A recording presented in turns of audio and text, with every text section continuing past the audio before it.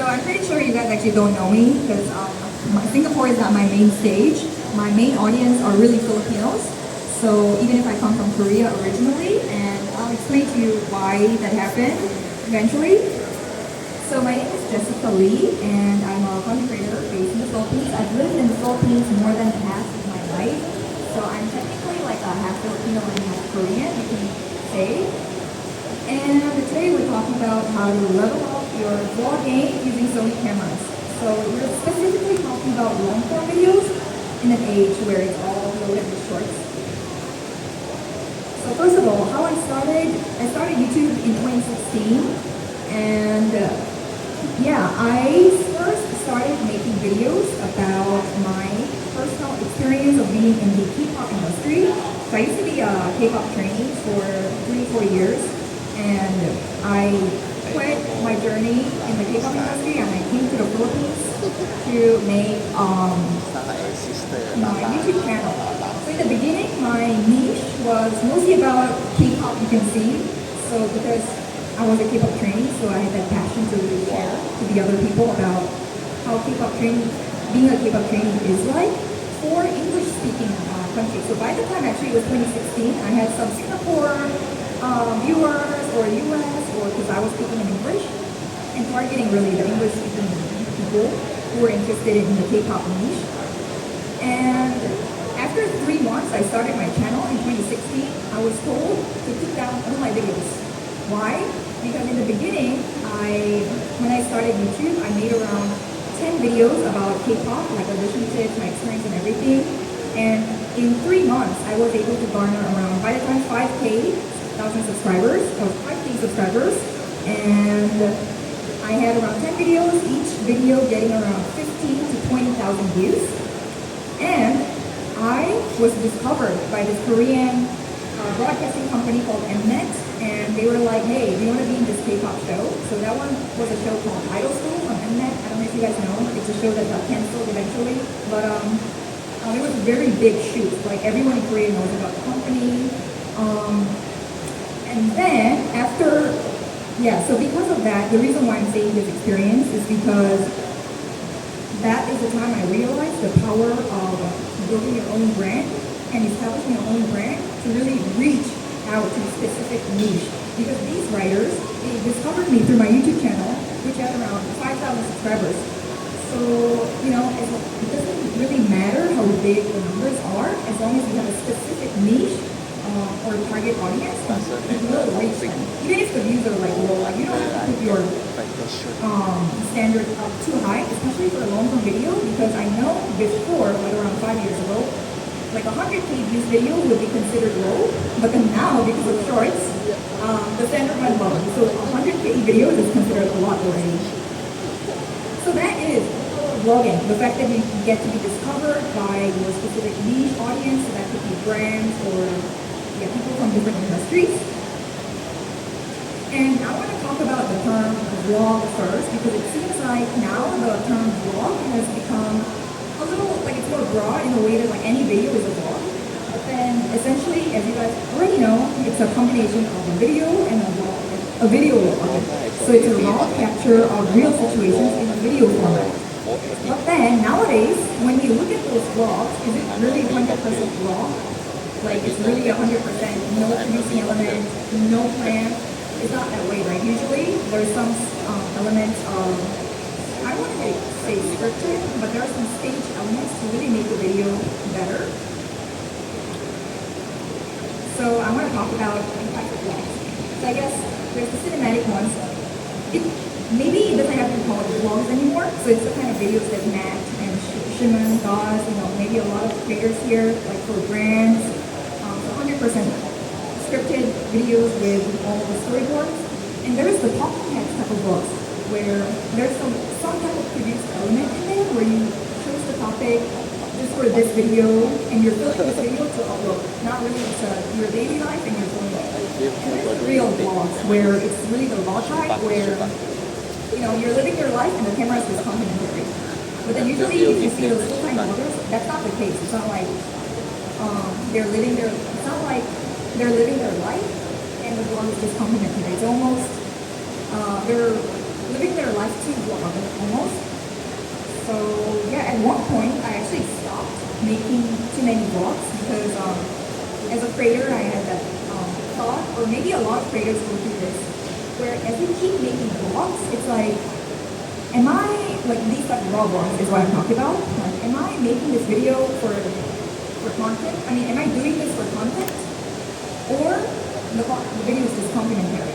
Like, I felt like, okay, like my life, what is my life? Is it YouTuber Jessica or the personal Jessica? So there's a distinction between what's considered my personal life and what's considered my work life, which is vlogging life. It got a bit vague and I experienced a burnout. So that's why I kind of stopped creating. I created less vlogs recently. And another reason is that vlogs are not working anymore on YouTube. There was a time when these type of vlogs were really booming, around 2017 to 2020 before shorts came. So by the time you would see a lot of those like day in the life videos, like my morning routine, what I eat in a day, those type of vlogs were really booming. And I would say it was booming by the time those videos was because it has something wrong. Since like humanity got to look at other people's lives in such a deep level of detail. So it's like so interesting. Any glimpse of anyone's life is like, wow, this is weird. So that's why vlogs were really booming, because it was a new type of format that was very refreshing. But then now, a conversation I have with my other long-form creators who's been on YouTube for quite long is that really vlogs are not working anymore. And I would say the reason is because there's too many vlogs. So people are not interested in your life anymore. It's like, what are you? You know, for us to give my time to, right? So they're not interested in what you eat in a day, what's your morning routine, unless you were able to build like a very solid personal branding that makes it very interesting. So honestly, it's all about personal branding YouTube. So yeah, and also with more number of social media users, obviously there's so much content, so people are selective. So this is the reason why long-form videos and vlogs are not getting that much views anymore, because the quality is still the same as how it was in 2018, 2019, but then there are better options in shorts, there are better options on TikTok. So we have to level up vlogging in order for you to really watch your videos. So in my case, how I leveled up is in 2016, obviously I started solo. That was my one little camera and vlogging whatever I can say. I never produced or anything. I just made whatever videos I want to make. In the comments, if they say, hey, please make a video about this, and I just make. So very casual. But then in the year of 2020, when I reached around 300,000 subscribers, I went into an MCN, so-called multi-channel network, for creators where they would manage you, they will help you and stuff. So I got an agency support for production by this time. So I had an assistant shooter, assistant editor to help me out to make content in a high-tech level. So like this was a time I started like a multi-cam setup, I started using Sony cameras from this year also. And after that, I realized there's always a limit when working with a big company. Like you lose your freedom, and obviously they get your cut. So I wanted to build my own team where I could really train them to be like me, and I have the total freedom to say whatever I want to that also. So that's the time I built my personal team. That's 2022. And then after I joined an MCN, so that's in 2020. Around 2021, I started to create my main series on my channel, which brought me to 1.5 million subscribers in a year. Like from 400 to 1.5, like in a year. So it was a very steep growth because I never experienced that in the beginning. Like to get to 300K took me 4 years. So really, at the time I leveled up, really my subscribers went up. So that's why I'll introduce what it was all about. So one is the Paborito series, which is a food series where I explore different neighborhoods within the Philippines and ask the locals what's the best food options, and then they recommend and I go. And then the Trabajo series, which is a job series where I try out all the different jobs in the Philippines. So I'm going to show you an example just so you guys know. The equipment I used for the clip that you see, the main camera was A7C and A7 III and A7 IV. some of them are Incident 3 and 4, so yeah. And then the second camera was the first VD10. And then the third one, maybe not many of you know this, it's an action cam from Sony. It boomed in Korea in 2018 for like a travel vlog camera, so I got it at the time. And yeah, so it was a full Sony setup. So I'll show you one of the main, this one is now the most viewed video on my channel. Over like 2.2 million views, I think. It's a Trabaho episode where I try to become a call center agent, which is one of the very popular jobs in the Philippines.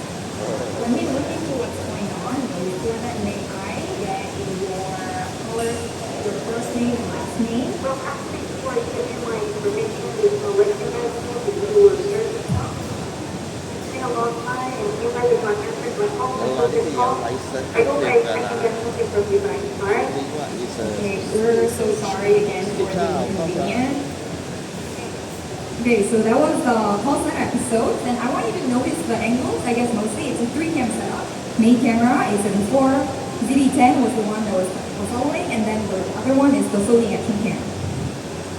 And then this favorite series example, it's an episode where I went to a French restaurant in a place in the Philippines. I also saw a lot of local French eating in the restaurant, like a lot, not just one group. And then she said a French person is actually cooking things there.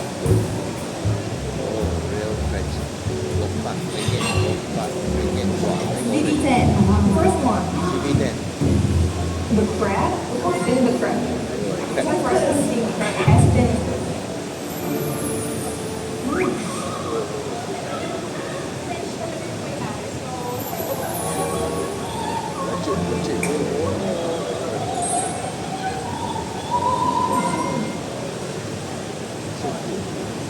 Okay, so that's that for the food series. And then the next one, it's the more recent one, where I use the A7C2 and ZD10 Mark II in a separate action cam.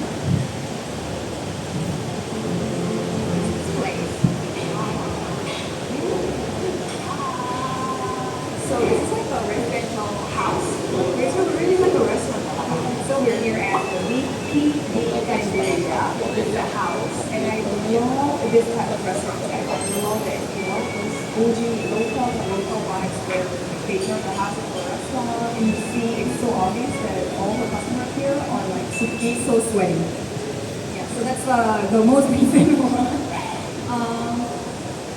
Yeah, so that's my main thing I just showed you to explain that's the kind of content I do that brought me up to 1.5. And next, I would like to talk about the most important topic, I think, for me. It's the most important one. So I'm not sure if you guys are users of YouTube Premium, where it's ad-free, or I'm not sure if this feature you can see from normal YouTube. But if you touch a graph, if you touch the timeline graph, you will see this graph. Do you guys know this? You guys don't know this? No? Okay. So what this means is the most replayed scene. So it's an analytic. And this one, YouTube started showing this, I think starting early this year. And I was so mad at YouTube. YouTube, why do you have to show this to viewers? They're going to skip anyway to the best parts, like this and this and this. So it's very critical to the vlogger, honestly, but then very helpful feature for the viewers. So they save their time. This time's precious, right? You don't want to spend 23-minute video if you don't know if this video is good, right? So these are the most replayed scenes. And honestly, as a long-form video creator, this is the most important part. Because even if you make a long-form video, honestly, people are not going to watch it fully. Among my creator friends and also me, I don't know anyone whose engagement, whose view time in their long-form video is more than 40%. So do you get it? Like those mainstream YouTubers, they get only less than 40%. Like 40% is high. So usually it's around 20, 30. Like they watch only 20, 30% of the videos, and so honestly it's sad. So that's why our goal has to be that we really up that audience retention. That we really make sure that they watch fully as much as possible, because that's where the revenue comes from, and that's how it should be. Because you made that video with effort, with that intention that they would watch it fully, right? So it's also important for you to really skip out all the boring scenes. If you know they're going to skip this part, cut it out already and leave only the big juice. Because even if you do that, they're going to skip. So I want to show you from the call center video a while ago. Wait, this call center video a while ago, I I already showed you, sorry. That clip that you guys watched was the most replayed session. That's why I chose that part. So it's very critical, this graph. And now I'm going to talk about my filming or production process with having that goal in mind where our goal is always to raise that audience retention or the most viewed scenes. Number one is pre-production. Honestly, I'm just going to pass this quickly because yeah, I'm going to focus on the production shooting part more. For pre-production though, this is the most important part. Yeah, because as I said, I create a type of video where there is some produced elements, and the question that I ask when I'm producing, well, not a question, or the little graph that I draw in my head is the most replayed graph. So I would think of it already. Which would be the parts that people rewatch? So the most replayed scenes refer to those scenes where they really put it back to really rewatch that part, or they really stopped it either to capture that part because there's a lot of information in there, or yeah, so any of those parts counts as the most replayed part. So I already think of, like, let's say I choose a topic, let's say, okay, I'm gonna be a call center agent for a Tabao episode, then I think about it already, okay, which are the most viewed scenes? When you think about it now, like, okay, obviously call center, they get a lot of hate from customers, so obviously that scene is a big drama. And maybe the compensation part, how much do call center people earn? Yeah, those parts, right? We think about it already, and we put that on the storyboard or on the list. So I don't come up with specific scripts, but I come up with the most replayed scene flow. So that's a content flow for me, but only the truth. Yeah. After I come up with my production, my pre-production plan is the filming. So this time I'll talk about my journey more. Number one is adding angles. So as you guys saw the video, it's multi-cam setup. Usually it's a 3 to 4 camera setup. And this way, multi-cam setup is a very easy way to level up your vlog because suddenly the quality looks very high just by using two cameras. Even if it's just a talking head, you put two cameras, different angles, and suddenly it feels like, oh wow, this video made the effort. Yeah. But then of course, the angle shift and then the angle itself has to have an intention. Like you cannot just put multi-cam just so it's expensive. But you should have a clear purpose. So for example, actually I'll show you later. For example, like for a food video, I would have like a static half body and then close up. So a floating camera following what I'm trying to talk about. So if you're a tech reviewer, that could be the tech. If you're a travel blogger, that would be whatever you're trying to do. So this angle is actually very necessary that it's following. And then this one is what I call the K variety show angle. I don't know if you guys watch some K shows, but if you see any K show, they always have this angle, an action cam near the host. Because this angle is very crucial. Because when a production setup is like this, where it's like, it looks like, okay, it's like a produced video. It doesn't feel like a vlog anymore, but more like a TV show. But then this essentially is still a raw vlog. And this angle just really adds that element where, wow, the viewer feels like they're there with me. And then because the camera's near me, I can show whatever. And then that showing part from this angle, as you can see, is very holy, you know? It's a very important angle. So that's the main camera angle, half body, second cam, follow, and then the third cam angle. And then for an action-focused content or travel content, aside from the angles that I just showed you, some extra angles I would add is a very important angle, CCTV. So like a CCTV, and just a wide transition. I usually do time lapse for this. So usually in a vlog, right, it's very raw. The camera keeps floating even if you use a tripod, or there's like so much actions going on that where's the break? Where's the rhythm where it's like some resting point?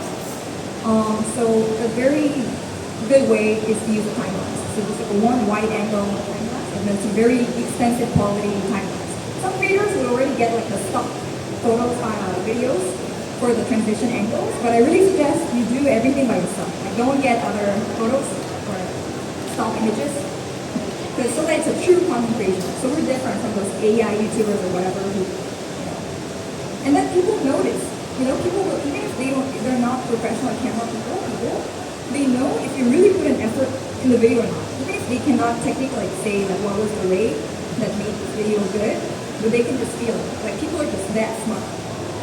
And then this one, very, very highly recommended angle also, a POV angle from the host. So this one I would also call it like a K variety angle because if you see any Korean shows, they dedicate at least like 2 to 3 cameras just to film the prop team. So for example, if it's like this, they'll put a camera here, and they'll put a camera here, and they'll put a camera there, or maybe there, your reactions. And if you see the graph, the most replayed graph, those scenes where the PD comes out is the most replayed scenes. Why? Because that's the most raw part, right? Because people, by this kind of setup, they know that, wow, this is not a video that was filmed alone. There were some extra shooters, and they're curious. Like, how would those shooters react to a shoot on me? What kind of things those shooters are talking about? Like, those are important. We're not in a trad, old, commercial setting where videographers should be quiet. Like, they shouldn't talk. They're wearing all black, not noticeable. And if it's funny, they have to like hold their laugh so that the audio doesn't go inside the video. And they're not really allowed to talk or cut the host in the middle. But no, in vlog, those scenes are the most fun scenes where it's like the most raw and real. So I'll show you an example. This very scene, if you can see the graph, I'm not sure. Oh yeah, CCTV, transition, yeah. This is the most viewed graph for this video. Most replayed scene. The POV angle, I'll show you how it was. In my case, I didn't dedicate a separate angle by this time, but I just knew while I was filming, there was a moment where I was talking to my team and the action came in front of me, I turned it so I can capture their reaction. Okay, I was from here a lot.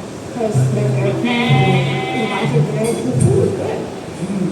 Right? Oh, that's not a biggest reaction I saw on you. They must be really good. It's that short, but that was the most viewed portion. And maybe it's because the videographer is handsome. I don't know. But then, yeah, that was the case. So I really highly recommend that angle. And a use of monopod. This one. This is not a monopod, but a monopod because I don't know about you guys, but then for me, vlog is, even if you are the main face of your channel or your videos, what makes your videos interesting is probably the stuff you do and the people you meet and the way you interact with other characters in the vlog. So those other elements are very necessary. And that's why if you look at the Favorito and Trabajo series, even if I'm the main face discussing the show, it's actually the other people, even if it wasn't seen here, it's the other people who really teaches me the job, if it's Trabajo. For food, it's the people who recommend the food. Or maybe you go to a restaurant and the servers or restaurant owner, or any people who appears in your vlog, right, would make the video very interesting. But then, these people are not vloggers, they're not celebrities, they're not used to being in front of camera. So there's a very big difference when, for example, like I'm a shooter and this is my camera, when I'm filming you like this. Versus, I have a monopod, so my one hand is free, and then I film you like this. Oh yeah! Oh yeah! So basically, you look at the host. You really engage in the situation, and you rely on Sony AF for the focus. The reason why I switched to Sony is really because of this element, because I don't want my shooters to focus too much. I don't want the shooters to be doing this. Because it makes it feel very intimidating for the audience. Because they're never used to being on camera, so they're going to be awkward. And then when they're awkward, that's not raw, that's not real. So my number one goal in creating all my videos is to make the people in my videos, aside from me, because obviously I know how to be comfortable in front of the camera, is to make them feel comfortable. So of course, as a host, I try to make them feel comfortable, but also as shooters, because shooters are part of the team, part of the production, they all have to engage. So I tell my viewers, my shooters, always look at the person, react, laugh out loud. If it's funny, even if it's not funny, laugh out loud. Because if you guys laugh and really react to those people, they're going to be like happy and they're going to be more, and that's the moment we want. That's the shot. So I really highly recommend using mine. Because if you use a note, if your hand holding it, it's hard to be focusing.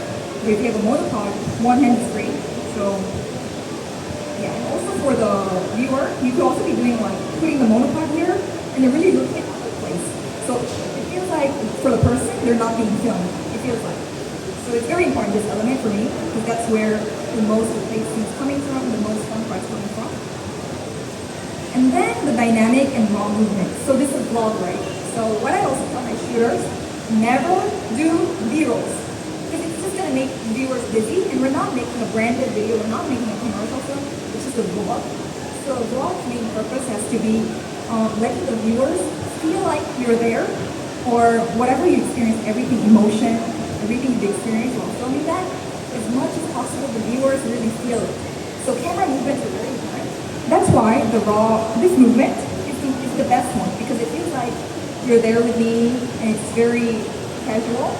But if you're leveling up into a multi-cam setup, it's not this anymore, right? Someone's filming for you, so there's a high chance that it will look like a commercial, like a formal video. But again, we want to make it look very natural.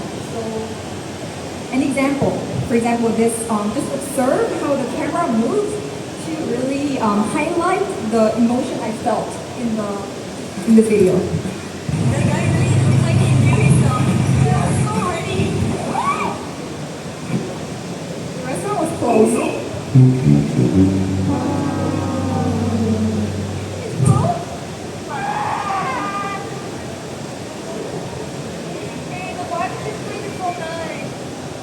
So you can tell there's like some shaky elements and stuff, but then the fact that the camera moved, like, at first it's my POV, what I look my back, and suddenly it turns. And then I didn't cut out that scene where it turns, because that step, it's like it adds up to the drama to explain the emotion of like, oh, what is it? Why am I reacting it that way? And there's a little pause. And then sudden zooms, sudden zooms, like, oh, look at that! And suddenly pan and sudden zoom. You know, with the camera, there's don't use the digital zoom, but the manual zoom, because that shakiness coming from it, that when you suddenly zoom in, there's a shaky, right? We like that, because that's, again, sometimes that really helps convey the emotion you're trying to show. So you can see this one is another Tabaw episode of me working at a gas station. In the Philippines, we still do the gas stop service. It's not self-service. So I did that, and it was a scene where I get pranked from a customer that, hey, I gave you my membership card, where is it? Here's your change the call. I didn't give it to you. Really? Oh, yung value card yung blue? The pet and value card? Okay, wait lang po, sorry. This kind of zooms. I didn't drop it, right? Yes. I didn't give it. I didn't give it to you. Sorry. So you can tell that, right? It's kind of like, you can see the movements right now. There are a lot of shifts. So I would say it was very necessary to show that raw moment where showing my mentality. So these like fast angle shifts and very the loud raw audio is like, I'm panicking, I'm panicking, I'm panicking. It's showing through that. And then some shaky angles.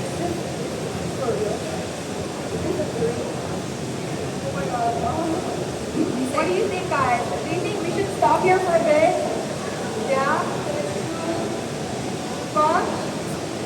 So this one was a situation where I was working as a tour guide and suddenly it started raining, so we had to stop. So you can tell, like, these shaky angles we put just to show the drama that, oh my god, it was like, yeah. And then, editing, I'll go through this very quickly, because this one, if you tell me to talk about this, it will take a whole day. It's very important to do editing well, because this is the time where you're stitching everything together. So the most replayed scene, because you're going to feel it when you film, this is going to be the most replayed scene. That one, you have it, you write it down after the shoot right away, so that in the editing, those are the highlights. So you mark it in the timeline as the highlights really. And yeah, and then of course, like, my kind of editing is also very, very, very, very time-consuming kind of editing, but yeah, you guys will all have your own ways of editing, obviously. But my tip, really cut out all the scenes that you know people are going to skip anyways. Why Sony? So again, I started using Sony because of the AF, because of that factor where I don't want to give it too much effort to focus, because I want to be focusing on the people who I'm filming, because it's not like the actions adjusting to you. We are adjusting to the action. So the camera has to have a very good autofocus. Because before I would get so many out of focus scenes and people would complain. So after I switched to Sony, that's not a problem anymore. And it's a very big plus as a vlogger. And yeah, also another thing, because people say that, you know, it has to be, or I say my cameras now are the A7C2 and the ZD-10 Mark II. And those are the compact cameras from Sony, right? It's because it has to be as small as possible so that people don't notice the camera. So then people are like, ah, that's just a small camera. It's actually the best tool, it's honestly a phone, because it feels very casual. But then, if you're putting so much effort into the making of your video, and it's a type of video that people are going to watch through a TV, so for example, my paborito and trabajo, people watch it with a TV screen. And that's actually a good sign. So if you guys are making a long-form video, like make a long-form video that will make people watch through a TV screen, not with your phone. Like that is so good. Because, you know, Netflix sometimes when the content is so good, you want to watch it on the big screen, like a movie. So it has to be that good. And yeah. And Sony cameras, mirrorless ones, I think that's it's like the compromising point is the best. Like the size of the camera and the quality of the image. Because even if people watch my videos on a full screen, it's still going to be with quality. But if you use a phone, that's the time when the difference is seen. With a phone and an actual camera, when you're watching on a big screen. So yeah, that's why I still use Sony cameras to, yeah, keep the quality. That's it. Now questions. Thank you so much, Jessica, for sharing. I love how raw you are when sharing these stories. You can tell she's so passionate about what she does as well. So right now, if you do have any questions, whether it's related to her experience, whether it's just something that you always wanted to ask Jessica, or maybe a YouTuber, feel free to raise your hands. I will come over to you with a microphone, and then we can all learn from her experiences. Anybody in the crowd right now who's thinking of, you know, being a content creator on YouTube, maybe if you have any questions to ask? It's not every day. I mean, I can't say I've met a YouTuber with 1.5 million subscribers. It's your chance to ask any burning questions you might have to hopefully be able to reach that point. Okay, I'm going to come to you. Let us know your name and then your question. Hello, I'm Nico. I guess at this day and age of TikTok, IG Reels, Shorts, right? Where do you think long form lies? And like for you yourself, content-wise, how do you intend to keep your long form content relevant for your audience and I guess to your potential audience as well? Okay, so I think I mentioned this to you while I was talking to you a while ago, but I had never mentioned this to you guys about the revenue. So the question is how I stay relevant with my long-form videos. So yeah, in this age of shorts, right, there's so many short-form creators and people just watch shorts. But I think the main difference between shorts or short-form content and long-form content is in that engagement factor. Where if you look at the way we discover short-form, the content comes to you. You're fed with the content with your algorithm. So it's almost like a subconscious choice whether you want to watch this or not. But when it's a long-form video, it's not like it comes to you. You have to watch the thumbnail and the title and think like, okay, will I watch this? So there's that filter, a conscious filter process where you decide. So that's why it's a very big difference when the shorts just comes to you and then after you really click it. So I think the starting point is already different in a way that the engagement factor is just way higher. So it's going to garner an audience that's going to hopefully, if you made a video well, really stick to you and want to know you more. But with shorts, I guess, yeah, maybe to a certain extent also. But then, essentially, if you look at the revenue portion, for example, if you were to translate this to revenue, in my channel, and it's only my channel, so it would be different for others, and it's really the insider's info, around 1 million views short form video, 1 minute, the revenue for me equals to around a 10-minute long form video that's 15K views, 1.5.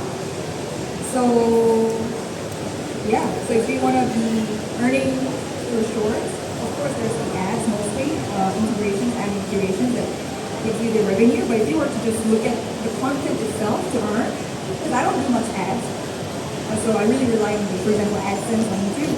So it really matters.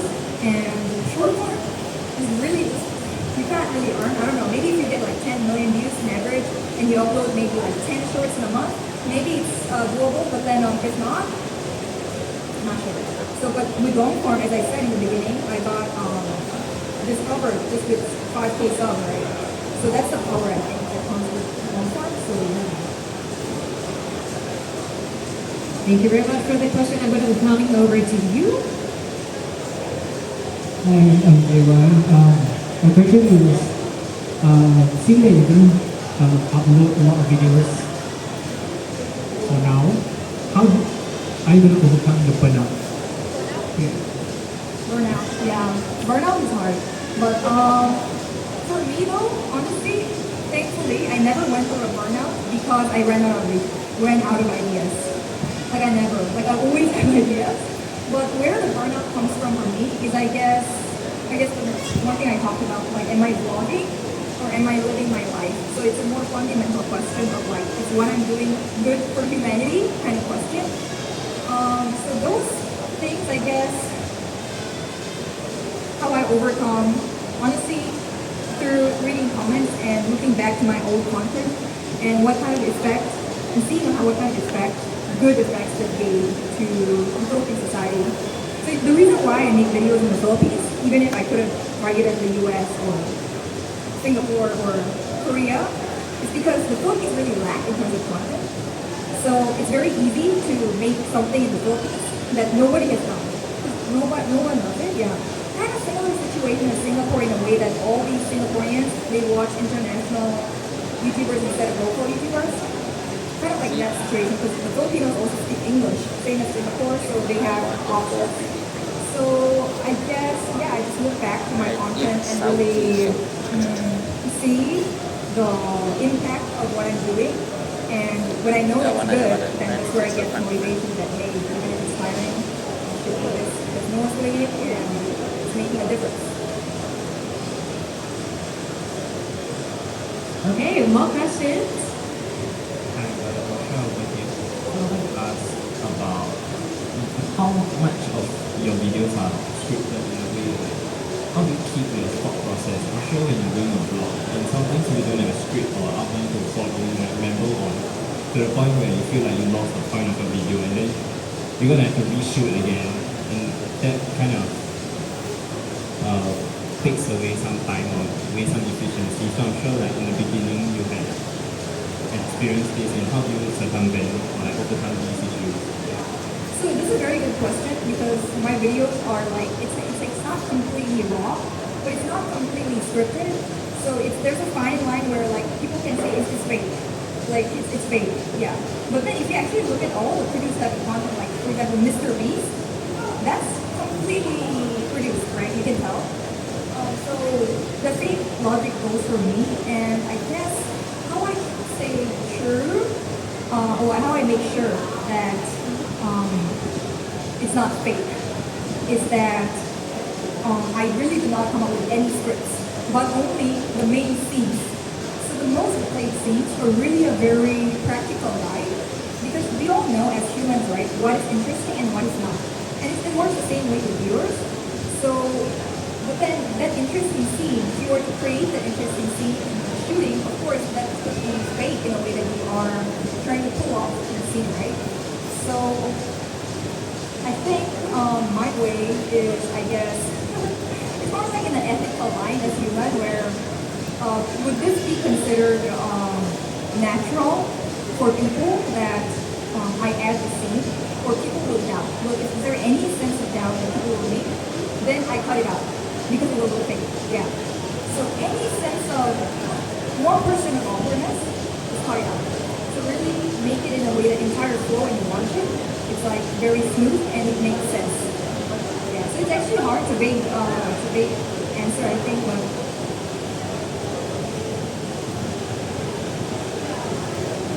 Okay, we still have a little bit of time to give any more questions from Noel. Oh, there you go. Hi, I'm Jagan. I just got a question because I do short form videos.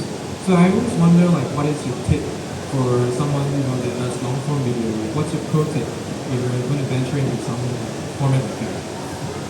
for short form, Coming from short form to long form. And what are the things you look out for? Yeah, that's a very good question because I know all my shorts creator friends, their goal is to expand into long form videos because they know that's where the revenue is coming from. And when they do that, they all fail. It's very different from shorts, right? Long form videos. And for me, it was actually the other way around. Like I started shorts this year, short form, and then it's very hard for me still now. But then, yeah, in order to make a long form video that you know people will watch for sure, for me, I think number one, it has to be something that's like different, like from yeah. And then number two, I think really more effort goes in than making shorts in a way that you're trying to establish a personal branding. Of course, like those kind of information-based YouTubers, right, who makes like tech reviews or who makes tech reviews or like food specific videos. Those people, I guess people will watch them because of the specific topic that they're tackling, which is the tech or whatever. But if you look at it, it's not really that. It's their personality. Yeah. So actually, your personality has to be good if you intend to be the face of the video. But if not, then you still have to come up with some kind of sense of branding, whether that's like through your voice, I don't know, through your kind of editing. That's like it's never before seen and so interesting that people are watching, even if they're not really interested in what you're trying to show, but they're interested in you. It's hard. It's hard to win people's hearts. It's hard. Do we have any more questions from the floor?